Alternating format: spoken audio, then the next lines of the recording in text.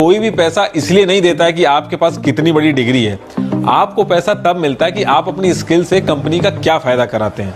अगर आप education end skill, education knowledge देगा, स्किल पैसा देगा। नॉलेजेबल इंसान अगर पैसा नहीं कमा पाता है ना, सबसे तकलीफमय जिंदगी उसी की होती है। इक्विनिक्स लर्निंग हमेशा सीखने और आगे बढ़ने के लिए नए अवसर प्रदान करता है, साथ ही बिना किसी अतिरिक्त चार्जेस नौकरी पाने में भी मदद करता है। इक्विनिक्स अपनी श्रेणी में सर्वश्रेष्ठ और दूरस्थ इंटेलिजेंस ऑपरेशन टूल्स से कंप्यूटर कोर्स प्रदान करता है। क्लाउड, नेटवर्किंग और हार्डवेयर जैसे कुछ क्षेत्रों में तुरंत नौकरी मिलती है।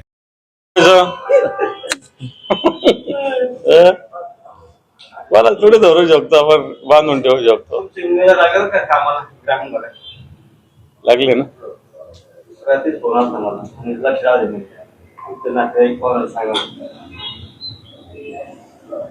आमचे काम खूप करते, नंतर याला कमी पडत आहे।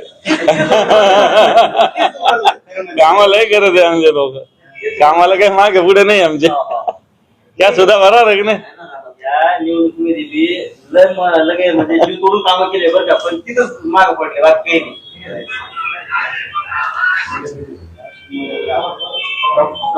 सिरसाट बिरसाट काय बोलले आज? सिरसाट बिरसाट काय बोलले? हा काय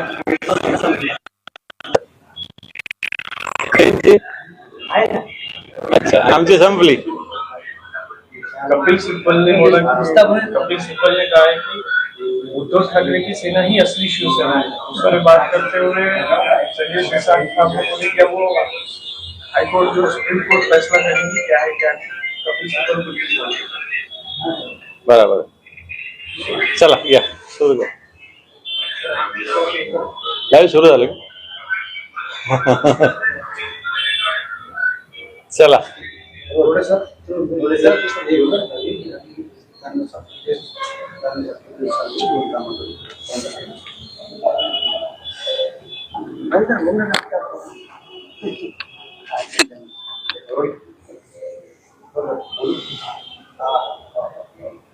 दादा, आता मुंबई महानगरपालिकेमध्ये महापौर पदावरून उद्धव ठाकरे आणि देवेंद्र फडणवीस यांच्याकडे चर्चा सुरू असल्याची माहिती आहे आणि ठाकरेगड भाजपच्या पाठीशी असल्याची माहिती सध्या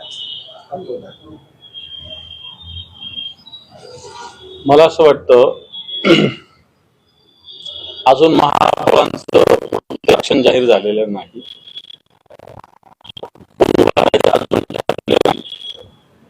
कोणाच्या जागा किती आलेल्या हे अतिशय सुस्पष्ट आहे।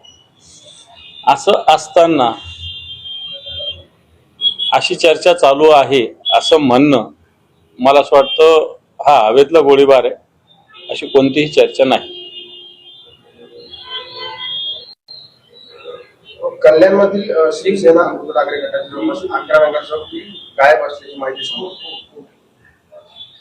गायब वगैरे काही नाही, सगळे लोक मान्य उद्धवजींना भेटलेले आहेत आणि कल्याणमध्ये भारतीय जनता पार्टी आणि आमच्यातले गद्दार यांच्या जवळपास सारख्या 1-2 जागेचा फरक एवढ्या जागा निवडून आलेल्या आहेत आणि त्याच्यामुळे शिवसेनेच्या आमच्या निवडून आलेल्या नगरसेवकांना काही धमक्या, काही प्रलोभन अशा पद्धतीनं चालू आहे आणि म्हणून गायब नाही ते, पण कल्याणमध्येच आहेत, परंतु जनतेसमोर नाही एवढं नक्की। चंद्रपूरमध्ये जो आमचा महापौर आम्ही त्याच्यासोबत जायला तयार आहे, आता तुमच्या पक्षाचे जिल्हाध्यक्ष आहेत, मात्र मुंबईवर असून त्या विरोधात त्यांच्यासोबत हे पण तिथे काँग्रेस आणि असं एकत्रित बहुमत आलेलं आहे, त्यामुळं शिवसेना सुद्धा महापौर पदासाठी कोणत्याही पक्षाशी अशा पद्धतीनं विचाराशी तडजोड करणार नाही, भारतीय जनता पार्टीशी तर मुळीच नाही। व्हिडिओ समोर आलेला आहे, काल पैशांची उधळण झालेली आहे त्यांच्यावर, माझ्या पाहण्यात आलं नाही त्यांचा जल्लोषाचा तो प्रकार असेल, परंतु अशा पद्धतीनं पैसे उधळणं कधीही कोणीही कोणत्याही जल्लोषात चूक आहे।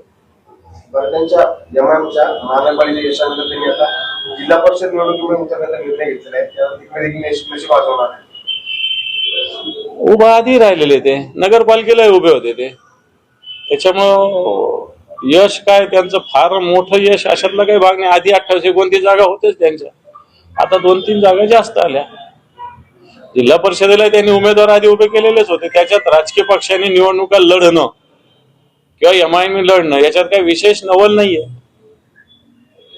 आपले नेते चंद्रकांत खैरे यांनी काही आता लोकसभा असेल, विधानसभा असेल, महानगरपालिका असेल या ठिकाणी यश मिळवले. त्यामुळे आता जिल्हा परिषद निवडणुकीचे कामे हाती घेणार आहे आणि या ठिकाणी आता त्या निवडणुका माझ्या हस्ते पार पडणार आहे. आधी त्यांच्याचकडे होते, याही त्यांच्याचकडे आहेत.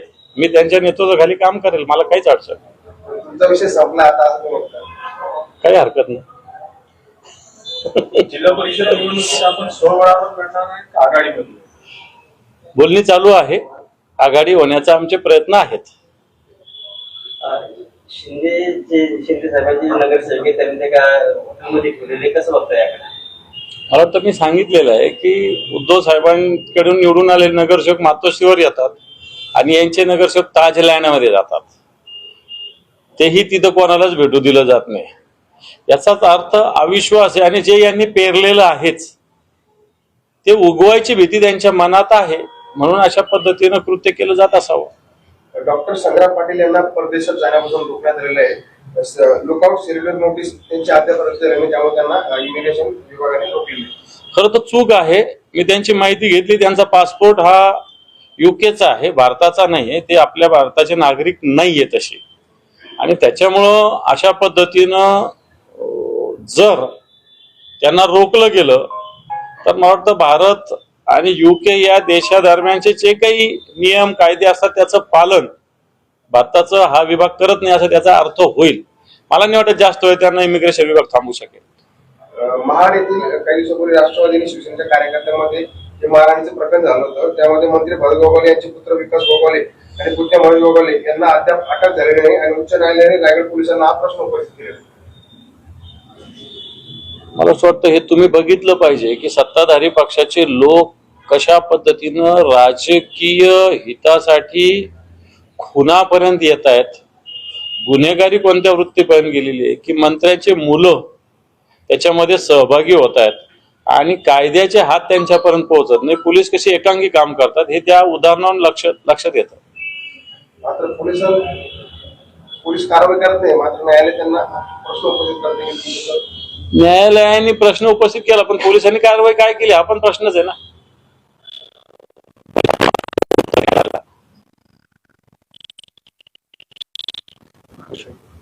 संजय सिरसाट असं माहिती ज्या पद्धतीनं खैरे टीका केली होती, आता शिवसेनेच्या ते निष्ठा म्हणून झाली.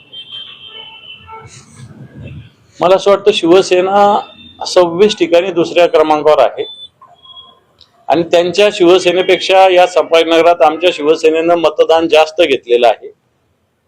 त्यांनी धन संपत्तीचा पूर्ण वर्षाव केला. इथं त्यांचे मंत्री, आमदार, खासदार एवढी शक्ती असतानाही ते 12च्या वर गेले नाही. आमच्याकडे ही कोणतीच शक्ती नसताना आम्ही 6 पर्यंत पोहोचलेलो आहे. तरी तुम्ही नेस्तनाबूत शिवसेना झाली नसेल तर मला वाटतं तुम्ही मूर्खाच्या नंदनवनात वावरत आहात, तसंच वावरत राहा. तुमच्या पक्षाचे बैठकचे बाजीनगरविषयी दत्ता बोलण्यात आता त्याला थोडी आम्ही थांबवू शकतो. करतात आता लोक, काही जात आहेत काही येत आहेत, त्याला आम्ही नाही थांबवू शकत. ज्याची जी इच्छा आहे त्यांनी तसं करावं. आता दत्ता गोडेंना आम्ही विधानसभेची उमेदवारी दिली, आता नगराध्यक्षाची उमेदवारी दिली. याच्यावरती दत्ता गोडेंसाठी पक्षाने काय केलं पाहिजे? आज जे जिल्हा परिषद निवडणुकीच्या अनुषंगाने आणि भाजपाच्या आणि शिवसेनेची बैठक पार पडणार आहे, आज उत्तर जे ठाकूर त्यांच्या पक्षाचं ते ठरवतील, आम्हाला काय घेणं त्याच्याशी. ठाणे जे आहे ते ठाणे महानगर परिषदेत भाजपाने जे आहे ते 2 वर्ष महापौराची मागणी केली. आता मुंबईत कसं करतायत ते तसं ते ठाण्यात करतात. परंतु भाजप दुतोंडी गांडवासारखं बोलतं ना. परवाच भारतीय जनता पार्टी म्हटलं की आम्ही विरोधी पक्षात बसायची तयारी ना, आज म्हणतात महापौर पदाची 2 वर्ष महापौर पद द्या.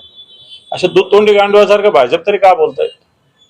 परवाच भाजपच्या ठाण्याच्या लोकांनी सांगितलं की आम्ही विरोधी पक्षात बसू आणि आज म्हणतात की 2 वर्षाचं महापौर पद मिळायला पाहिजे.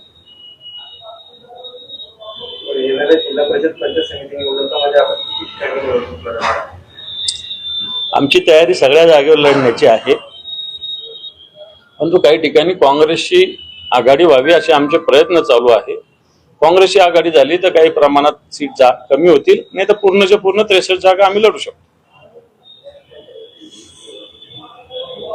आपलं 17चा व्हिडिओ व्हायरल होतोय, त्यामध्ये ते म्हणाले की इंजेक्शन, गोळ्या, औषधी, सुई सगळं आमच्याकडे, आम्हाला मतदान नाही मिळत.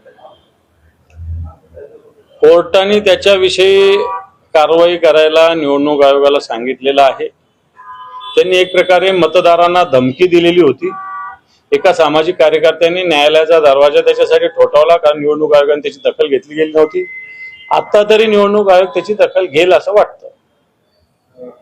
घाटीचे आदेश सुद्धा आहेत, त्यावर तुम्ही काही दिवसापूर्वी आरोप केले की ते तुमच्या उमेदवाराला फोन करून दाखवत आहेत. काल किशोर शितोडे यांनी त्याचे फोटो पोस्ट केले आणि सुप्रीम स्वतः म्हणतात की भाजप निवडून आल्यानंतर तुमचे अभिनंदन करतात, तुम्ही पुष्पगुच्छ देऊन त्यांचं अभिनंदन केलं. त्यामुळे कुठेतरी तुमच्या जी माहिती होती त्यावर शिक्कामोर्तब होताना बघायला 100% मी दिलेली माहिती, मी तो फोटो काल निवडणूक अधिकारी जे आहेत त्यांना फॉरवर्ड केलेला आहे. सुकरेंचा हा फोटो मी त्यांना फॉरवर्ड केलेला आहे. सुकरेंच्या विषयी एक पत्रही पाठवलेलं आहे. या संदर्भात मी निवडणूक प्रचारात होतो, मला फोन आला होता, प्रत्यक्ष पत्र मला उशिरा प्राप्त झालेलं आहे. त्याच्यामुळं मी वेळ वाढवून माझी स्वतंत्रपणे हेअरिंग घ्या अशा प्रकारची मागणी मी राज्य निवडणूक आयोगाला केलेली आहे. आणि मला असं वाटतं आता हा एक सबळ पुरावा माझ्याजवळ पुन्हा एक उपलब्ध झालेला आहे.